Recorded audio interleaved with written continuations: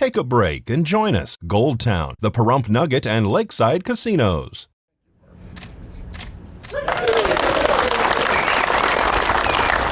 This is Mercury Building 1. It represents an important milestone for the National Nuclear Security Administration, serving as a pilot infrastructure initiative for standardization and efficiency. There was a lot of work in the Cold War era here at NNSS, but in the last, say, 20 years, there hasn't been as much work out here. Now with kind of the state of the world, it's important for our national security that we continue to do the large-scale experiments here at NNSS that we used to do several years ago.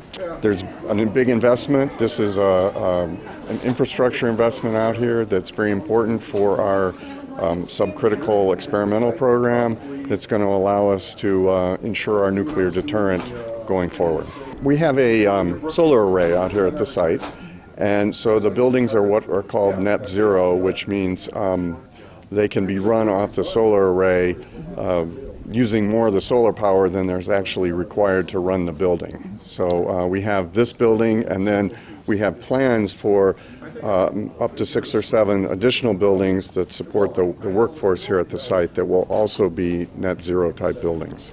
We have been supported by the infrastructure program in the Department of Energy and also by Congress, who appropriate the funds for this. So they see it as an important aspect of our national security as well. During the next 10 years, more than $150 million will be invested in creating a campus-like environment with 9 new modern facilities in Mercury and other locations within the NNSS.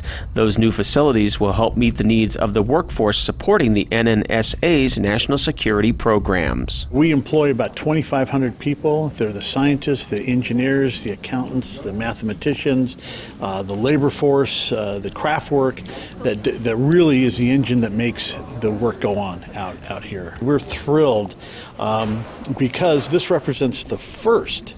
This is just the first of many investments that the federal government's going to make in us out here and for our workforce.